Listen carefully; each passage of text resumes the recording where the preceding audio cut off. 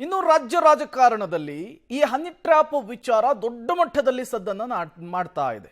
ಇದರ ನಡುವೆ ಈಗ ಮತ್ತೊಂದು ವಿಚಾರ ಕೂಡ ಮುನ್ನೆಲೆಗೆ ಬರ್ತಾ ಇದೆ. ಹನಿ ಟ್ರ್ಯಾಪ್ ವಿವಾದದ ಮಧ್ಯೆ ಫೋನ್ ಟ್ಯಾಪಿಂಗ್ ಆರೋಪ ಮುನ್ನೆಲೆಗೆ ಬಂದಿರುವಂತಹದ್ದು. ಕೆಲ ಸಚಿವರು ಶಾಸಕರ ಫೋನ್ ಅನ್ನ ಟ್ಯಾಪಿಂಗ್ ಮಾಡಿರುವಂತಹ ಆರೋಪ. ಸಿಎಂ ಸಿದ್ದರಾಮಯ್ಯನವರಿಗೆ ಕೆಲ ಸಚಿವರು ಶಾಸಕರಿಂದ ಮೌಖಿಕ ದೂರು ಹೋಗಿದೆಯಂತೆ. ಏನು ಮಾತಾಡೋದಕ್ಕೂ ಕೂಡ ಭಯ ಆಗ್ತಾ ಇದೆ ಅಂತ ಹೇಳಿ ಅಳಲನ್ನ ತೋಡ್ಕೊಂಡಿದ್ದಾರಂತೆ. ಈ ಬಗ್ಗೆ ಗಮನ ಹರಿಸೋದಾಗಿ ಸಿಎಂ ಭರವಸೆಯನ್ನು ಕೊಟ್ಟಿದ್ದಾರೆ ಅನ್ನೋದು ಗೊತ್ತಾಗ್ತಿದೆ. 2 ದಿನಗಳ ಹಿಂದೆಯೇ ಸಿಎಂಗೆ ಮಾಹಿತಿಯನ್ನು ಕೊಟ್ಟಿದ್ದಾರೆ ಕೆಲ ಶಾಸಕರು ಸಚಿವರು. ಫೋನ್ ಟ್ಯಾಪಿಂಗ್ ಬಗ್ಗೆ ನನಗೆ ಗೊತ್ತಿಲ್ಲ ಅಂತ ಹೇಳಿ ಗೃಹ ಸಚಿವರು ಸ್ಟೇಟ್ಮೆಂಟ್ ಅನ್ನು ಕೊಟ್ಟಿದ್ದಾರೆ. ಈ ಮೂಲಕ ರಾಜ್ಯದಲ್ಲಿ ಮತ್ತೊಮ್ಮೆ ಫೋನ್ ಕದ್ದಾಲಿಕೆಯ ವಿಚಾರ ಮುನ್ನೆಲೆಗೆ ಬರ್ತಾ ಇದೆ. ಗೊತ್ತಿಲ್ಲ ನನಗೆ,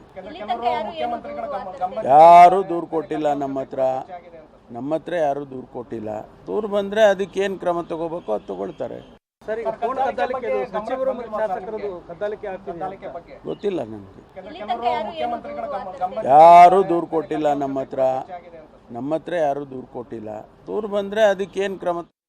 ಮತ್ತಷ್ಟು ಡೀಟೇಲ್ಸ್ ಅನ್ನು ಕೊಡ್ತಾರೆ ಪೊಲಿಟಿಕಲ್ ಬ್ಯೂರೋ ಹೆಡ್ ರವೀಶ್ ನೇರ ಸಂಪರ್ಕದಲ್ಲಿ ಜಾಯಿನ್ ಆಗಿದ್ದಾರೆ. ರವೀಶ್, ಈ ಹಿಂದೆ HD ಕುಮಾರಸ್ವಾಮಿ ಅವರು ಮುಖ್ಯಮಂತ್ರಿ ಆದಂತಹ ಸಂದರ್ಭದಲ್ಲಿ ಈ ಫೋನ್ ಕದ್ದಾಲಿಕೆಯ ಪ್ರಕರಣ ರಾಜ್ಯದಲ್ಲಿ ದೊಡ್ಡ ಮಟ್ಟದ ಸಂಚಲನವನ್ನ ಸೃಷ್ಟಿಸಿತ್ತು.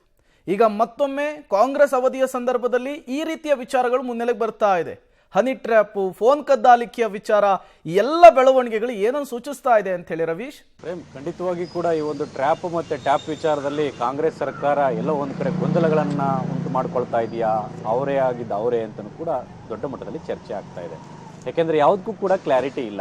ಈ ಒಂದು ಹನಿ ಟ್ರ್ಯಾಪ್ ವಿಚಾರದಲ್ಲಿ ಪ್ರಸ್ತಾಪವನ್ನು ಮಾಡಿದ್ರು, ಅದ್ರ ಬಗ್ಗೆ ದೂರು ಕೊಡ್ತೇನೆ ಅಂತ ರಾಜಣ್ಣ ಅವರು ಹೇಳಿದ್ರು. ಇಲ್ಲಿ ತನಕ ಕೂಡ ದೂರನ್ನು ಕೊಟ್ಟಿಲ್ಲ, ಡಿಲೇ ಮಾಡ್ತಾ ಇದ್ದಾರೆ. ಯಾವ ಕಾರಣಕ್ಕಾಗಿ ಡಿಲೇ? ರಾಜಕೀಯ ಕಾರಣಗಳಿಗೋಸ್ಕರವಾಗಿಯೋ ಅಥವಾ ಕಾನೂನು ಹೋರಾಟದಲ್ಲಿ ಮುಂದೆ ತೊಡಕಾಗಬಾರ್ದು ಅನ್ನೋ ಕಾರಣಗಳಿಗೋಸ್ಕರ, ಸಾಕ್ಷಿಯನ್ನು ಸಂಗ್ರಹ ಮಾಡೋ ಕಾರಣಗಳಿಗೋಸ್ಕರವಾಗಿಯೋ ಗೊತ್ತಿಲ್ಲ.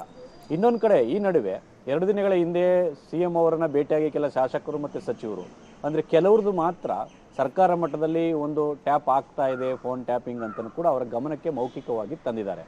ಈ ಹಿನ್ನೆಲೆಯಲ್ಲಿ ಅವರು ಅದನ್ನೆಲ್ಲ ಗಮನಿಸ್ತೇನೆ ನಾನು ಅನ್ನೋದನ್ನು ಕೂಡ CM ಸಿದ್ದರಾಮಯ್ಯ ಅವರು ಭರವಸೆ ಕೊಟ್ಟಿದ್ದಾರೆ ಅಂತ. ಹಾಗಾಗಿ ಯಾವ ಕಾರಣಕ್ಕಾಗಿ ಟ್ಯಾಪ್ ಮಾಡ್ತಾ ಇದ್ದಾರೆ ಅನ್ನೋದು ಈಗ ಬಹುದೊಡ್ಡ ಪ್ರಶ್ನೆ. ಯಾಕೆಂದ್ರೆ ಆ ಒಂದು ಗುಪ್ತಚರ ಇಲಾಖೆ ಇರ್ತಕ್ಕಂಥದ್ದು ಮುಖ್ಯಮಂತ್ರಿ ಸಿದ್ದರಾಮಯ್ಯ ಅವರ ಬಳಿಯೇ ಇದೆ. ಜೊತೆಗೆ ಗೃಹ ಇಲಾಖೆ ಇರ್ತಕ್ಕಂಥದ್ದು ಪರಮೇಶ್ವರ್ ಅವರ ಬಳಿ. ಪರಮೇಶ್ವರ್ ಹೇಳ್ತಾರೆ, ನನಗೆ ಯಾರು ಬಂದಿಲ್ಲ, ನನ್ನ ಹತ್ರ ಯಾವುದೇ ರೀತಿಯ ಅದ್ರ ಬಗ್ಗೆ ಗೊತ್ತಿಲ್ಲ ಅನ್ನೋ ಮಾತುಗಳನ್ನ ಅವ್ರು ಹೇಳ್ತಾರೆ. ಇನ್ನೊಂದು ಕಡೆ ಮುಖ್ಯಮಂತ್ರಿಗಳಿಗೆ ಗೊತ್ತಿಲ್ಲದೇ ಆ ಒಂದು ಟ್ಯಾಪಿಂಗ್ ನಡೆದಿದೆ ಅಂದರೆ ಕರ್ನಾಟಕ ಸರ್ಕಾರದಲ್ಲಿ ಯಾವ ಶಕ್ತಿ ಆ ಒಂದು ಕಂಟ್ರೋಲ್ ಮಾಡ್ತಾ ಇದೆ ಅನ್ನೋದು ಈಗ ಬಹುದೊಡ್ಡ ಪ್ರಶ್ನೆ. ಆ ಕಾರಣಗಳಿಗೋಸ್ಕರವಾಗಿ ಕ್ಲಾರಿಟಿ ಇಲ್ಲದ ಈ ರೀತಿಯ ಆರೋಪಗಳು, ಜೊತೆಗೆ ಎಲ್ಲೋ ಒಂದು ಕಡೆ ಈ ರೀತಿಯ ಆ ಒಂದು ಟ್ರ್ಯಾಪ್ ಮತ್ತು ಒಂದು ಟ್ಯಾಪಿಂಗ್ ವಿಚಾರದಲ್ಲೂ ಕೂಡ ಸಾಕಷ್ಟು ಒಂದು ರೀತಿಯಲ್ಲಿ ಗೊಂದಲ ಕ್ರಿಯೇಟ್ ಆಗ್ತಾ ಇದೆ.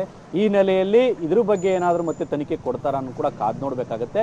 ಯಾಕೆಂದರೆ ಈ ಹಿಂದೆ ಕರ್ನಾಟಕದಲ್ಲಿ ದೊಡ್ಡ ಮಟ್ಟದಲ್ಲಿ ಈ ಒಂದು ಫೋನ್ ಕದ್ದಾಲಿಕೆ ವಿಚಾರ ಎನ್ನುವುದು ಸೌಂಡ್ ಮಾಡ್ತಾ ಇತ್ತು. ಅಂದರೆ ರಾಮಕೃಷ್ಣ ಹೆಗಡೆ ಅವರ ಕಾಲದಿಂದ ಹಿಡಿದು ಮೊನ್ನೆ ಸಮ್ಮಿಶ್ರ ಸರ್ಕಾರದ ಕುಮಾರಸ್ವಾಮಿ ಅವರ ಕಾಲದ ತನಕವೂ ಕೂಡ ಈ ಒಂದು ಟ್ಯಾಪಿಂಗ್ ವಿಚಾರ ಇದ್ದೇ ಇದೆ.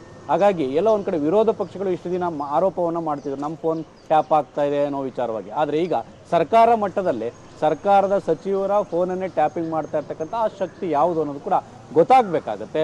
ಹಾಗಾಗಿ ಇದನ್ನೆಲ್ಲವನ್ನು ಕೂಡ ಮುಖ್ಯಮಂತ್ರಿ ಸಿದ್ದರಾಮಯ್ಯ ಹೇಗೆ ಹ್ಯಾಂಡಲ್ ಮಾಡ್ತಾರೆ ಕಾದು ನೋಡಬೇಕು. Prem. Okay, thank you Ravish ತಮ್ಮೆಲ್ಲ ಮಾಹಿತಿಗಾಗಿ.